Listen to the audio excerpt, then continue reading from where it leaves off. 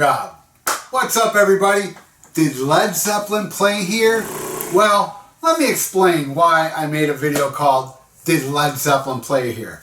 I want to give a shout out to Mr. Michael W. Howard, who got me this. Heavy Metal Parking Lot on Blu-ray. I have the DVD one, and it has extras, but it has different extras on this one. Because the other one had Where Are They Now? Where this guy, Zebra Boy, and by the way, I will talk about Heavy Metal Parking Lot after I discuss this Led Zeppelin thing.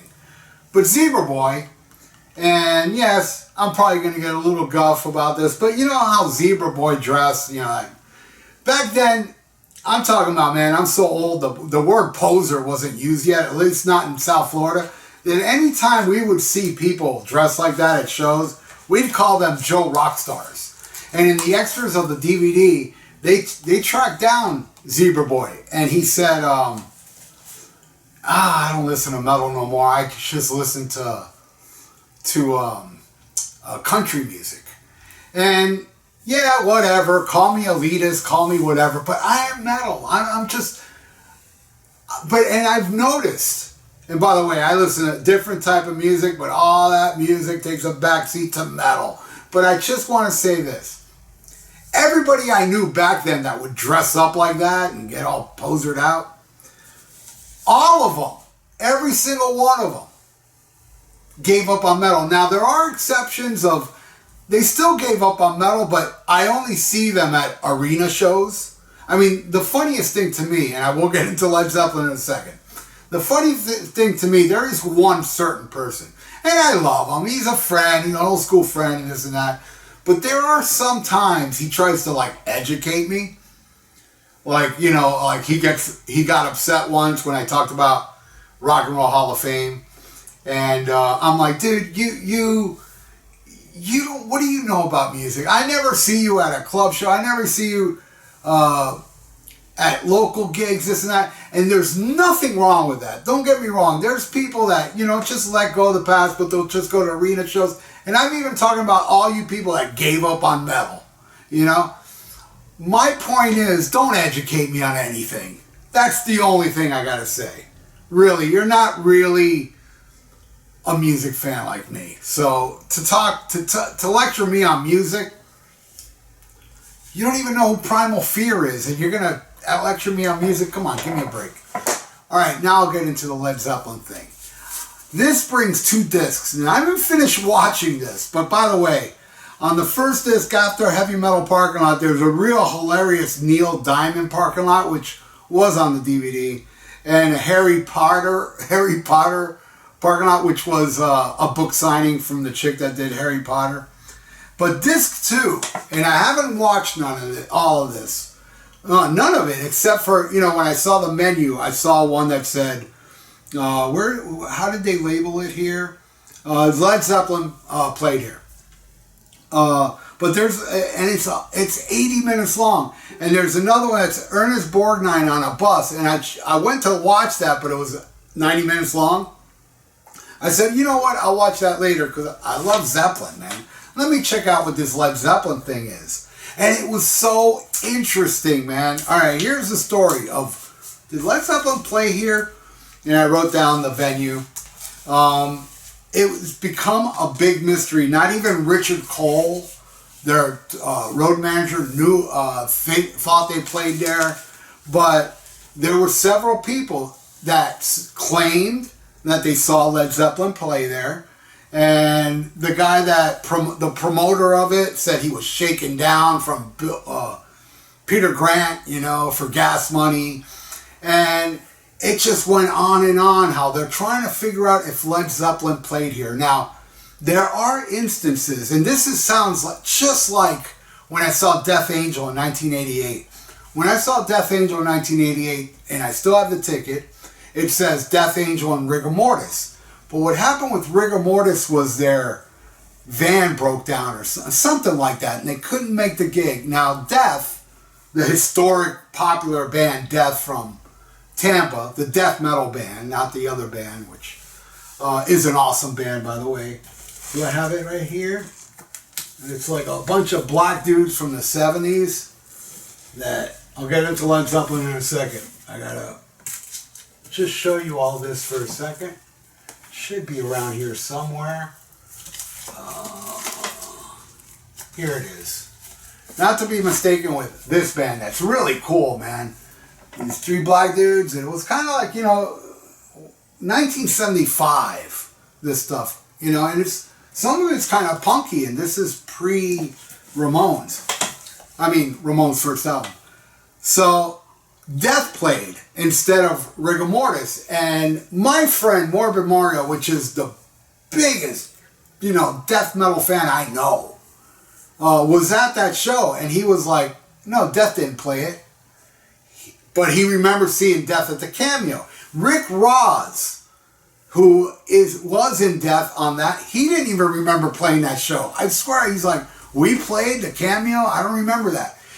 I was there. It was the first time I ever stage dove, and I know that was Rick Ross up on stage. I was a huge fan of Leprosy at the time. It was the Leprosy tour. That's why it's not far-fetched to think Led Zeppelin played this gig, but there's no flyers for it. There's no posters. Back then, they used to make posters for gigs. And this show was only attended by 50 people. And 2 or 3 of those 50 people claim that they saw Led Zeppelin there. But then there's these Zeppelin experts going, no, they didn't play there. They just didn't play there. And I'm watching this, and all I can think about is that Death Angel Death show. Going, I think it's possible they might have.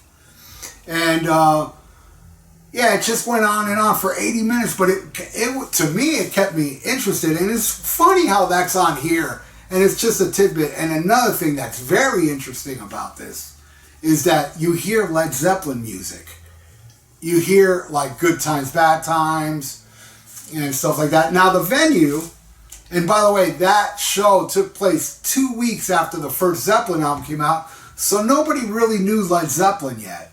It was in January 26, 1969, where that album came out a couple weeks before, early 1969. And the venue was called the Wheaton Youth Center in Denver, Colorado. And, man, they went back and forth. I mean, there's these experts, and even Richard Cole, the tour manager. No, we never played there. Never played it. At the very end of it, I got to say that you find out the answer, and I'm not going to give it away. Buy this to find out if they played there or not.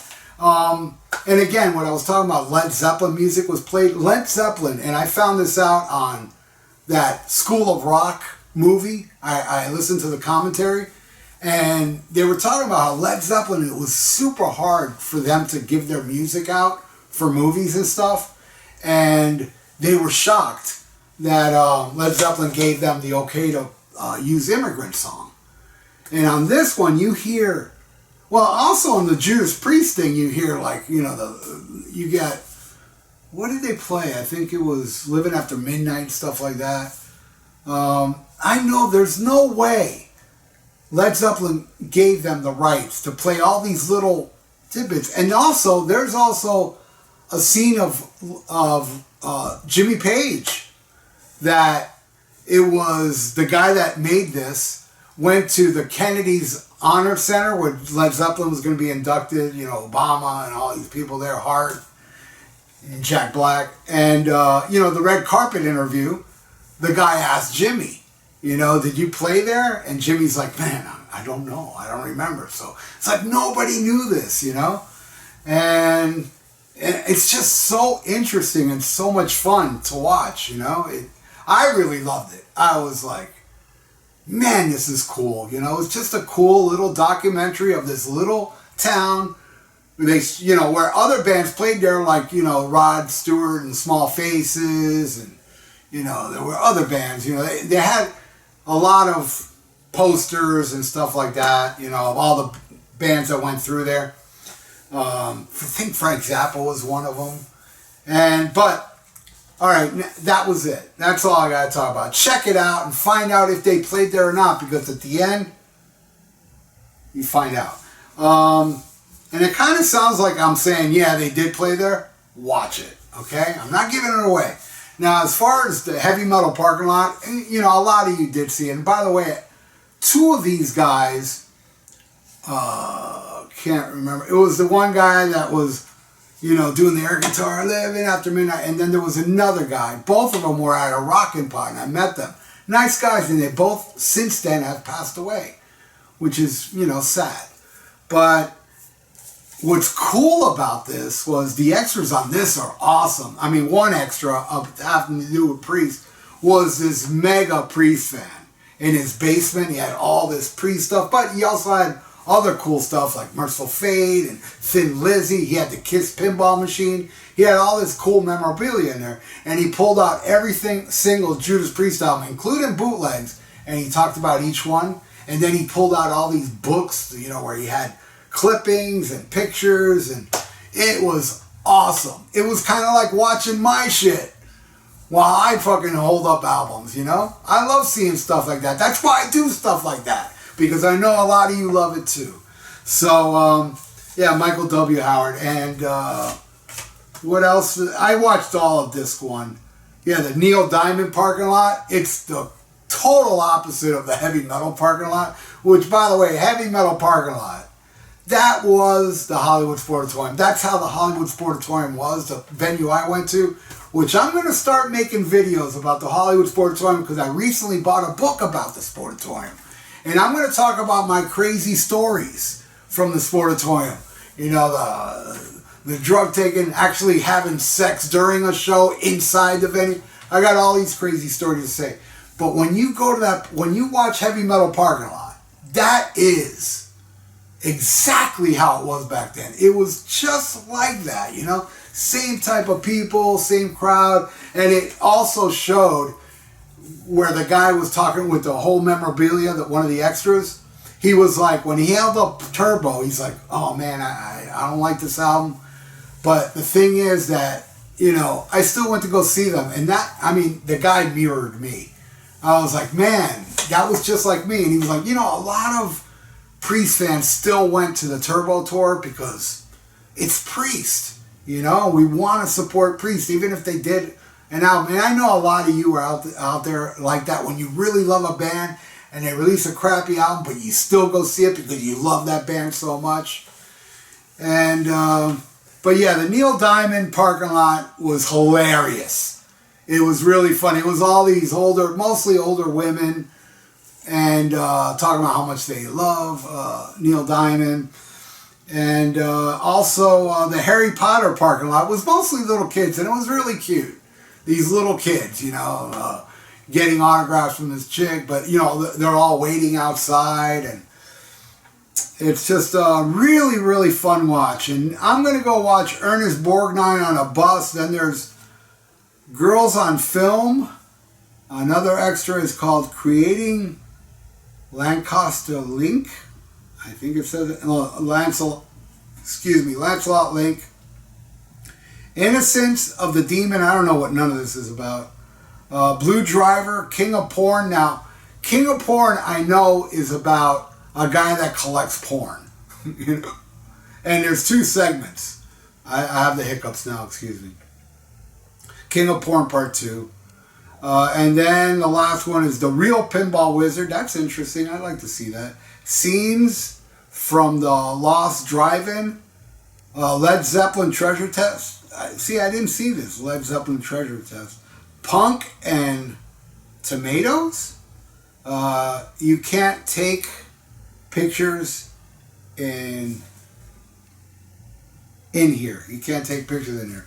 I have a feeling all these are going to be really good too. So I look forward to it. And yeah, Ernest Borgnine on a bus. 90 minutes. It has to be interesting. These guys are great, man. I mean, Heavy Metal Parking Lot is only 15, 16 minutes long. It's not that long, but man, every second of it is awesome. And those that have seen it know what I'm talking about. So check it out. And check out if Led Zeppelin played the Wheaton Youth Center in Denver, Colorado on January 26, 1969.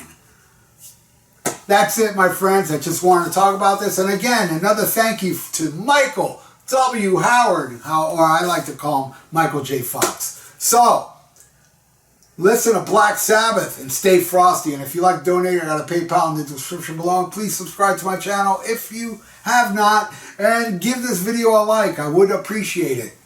And stay frosty. And smack 'em a gob.